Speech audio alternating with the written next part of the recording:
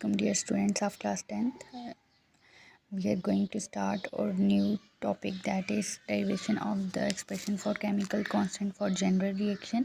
अब हम यहाँ इस लेक्चर में हम ये डिस्कस करेंगे कि हम केमिकल इक्विलिब्रियम कांस्टेंट जो है वो किसी भी रिएक्शन का कैसे एक्सप्रेस कर सकते हैं, हम उसको कैसे कंक्लूड कर सकते हैं। अच्छा, इस रिएक्शन में हम जो हैं सबसे पहले इसकी डेफिनेशन को देख लेते हैं कि वाया डेफिनेशन जो है हमें क्या नॉलेज मिल रही है कि हम इसको कैसे एवेल्यूएट कर सकते हैं, इसके एक्सप्रेशन को, केमिकल इक्विलिब्रियम कांस्टेंट को हम कैसे एवेल्यूएट कर सकते हैं। According to definition, the rate of a chemical reaction is directly proportional to the product of the molar concentration of its reactant raised to the power।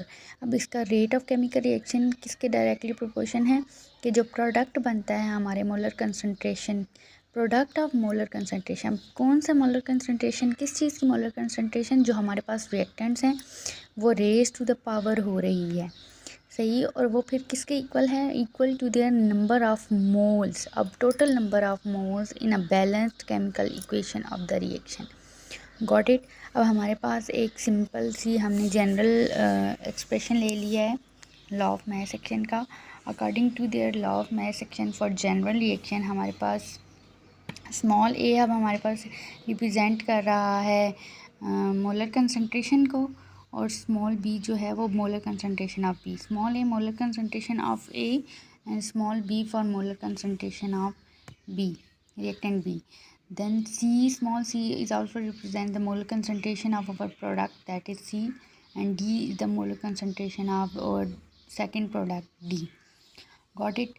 अब इस reaction में आप क्लियरली देख सकते हैं कि ये एक रिवर्सिबल रिएक्शन है जिसमें हमारे पास दो रिएक्शन डिस्कस हो रहे हैं, फॉरवर्ड भी और रिवर्स भी, सही। अब इसके बाद हम ये देखेंगे कि हमारे पास फॉरवर्ड रिएक्शन में हम इसको कैसे पुट करेंगे। सेम हम वैसे ही लेंगे कि हमारा रेट ऑफ फॉरवर्ड रिएक्शन किस चीज़ के बराबर, हमारा रिएक्टेंट ए और उसकी पावर ए और रिएक्टेंट बी और उसकी पावर बी। अब हमारे पास वो डायरेक्टली प्रोपोर्शन है, तो हम जब डायरेक्टली प्रोपोर्शन का साइन हटाते हैं वहाँ पे हम उसका प्रोपोर्शनैलिटी कांस्टेंट लगाते हैं। अब हमारे पास फॉरवर्ड रिएक्शन है तो आर एफ जो है वो के एफ के इक्वल हो जाएगा। As similar as reverse reaction में हमारे पास प्रोडक्ट होता है, रिवर्स रिएक्शन में हमारे पास देखें प्रोडक्ट चेंज होता है रिएक्टेंट्स में, तो हम वहीं लिखेंगे कि हमारे पास प्रोडक्ट हैं। फिर के आर जो है आर जो है हमारे पास rate of reverse reaction, that is proportional directly proportion to the C. अब ये जो रिप्रेजेंट करता है दैट इज़ मोलर कंसंट्रेशन, और इसके ये जो स्मॉल सी हैं या स्मॉल ये जो लेटर्स हैं ये रिप्रेजेंट कर रहे हैं इनकी मोलर कंसंट्रेशन को, नंबर ऑफ मोल्स को, ये रेज टू द पावर में है। अब ये डायरेक्ट प्रोपोर्शन का अगेन हम साइन हटाएंगे तो proportionality constant of reverse reaction के आर पुट करेंगे।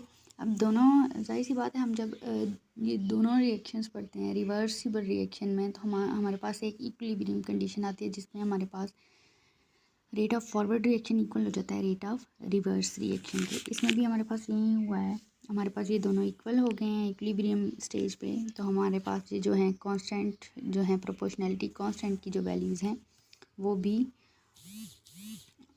ऑफ कोर्स जो हैं वो इक्वल हो जाएंगी।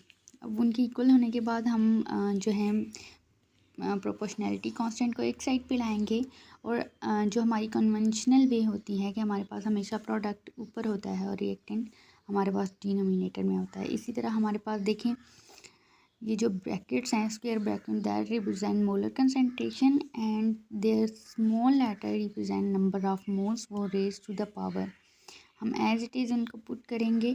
एंड अगेन हम यही डिस्कस कर रहे हैं कि ये जो रिएक्शंस होते हैं ये एक वे होता है रिवर्सिबल रिएक्शन को इस फॉर्म में पुट करने का, ये एक सिंपल वे होता है हम इक्विलिब्रियम कांस्टेंट को कैसे एवेल्यूएट करते हैं। Got it.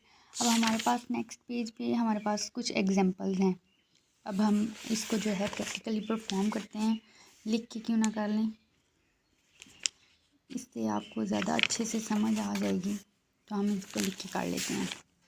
हमारे पास क्या एग्जांपल है, हमारे पास एग्जांपल हैं यहाँ पे दैट इज़ N2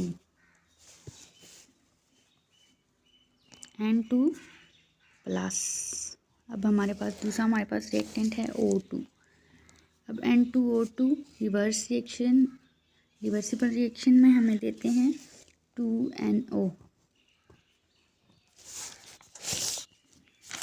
अब हमारे पास rate of forward reaction is equals to KF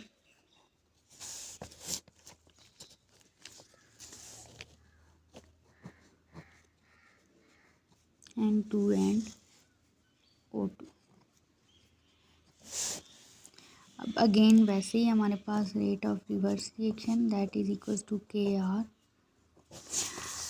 अब हमारे पास NO raise to the power 2। अब ये जो हैं ये हमारे पास इसमें ये हमारे पास नंबर ऑफ मोल्स नहीं है, ये इटसेल्फ एक हमारा रिएक्टेंट है। ये टोटल हमारे पास एक रिएक्टेंट है। Got it.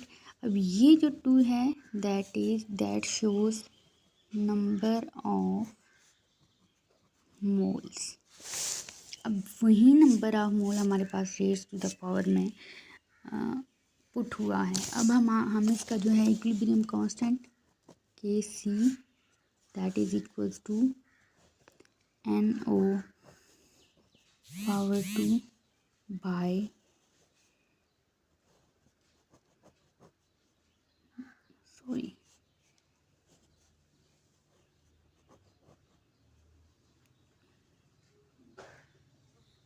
N2O2।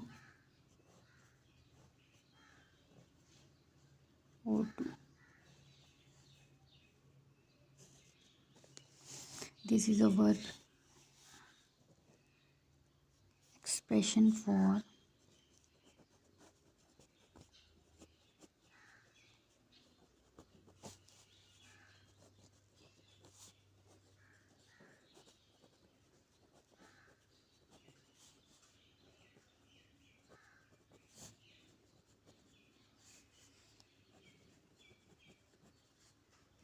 so ये थोड़ा wrong हो गया।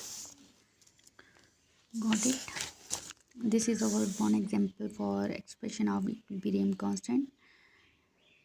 I hope you got the understand or knowledge of this topic easily.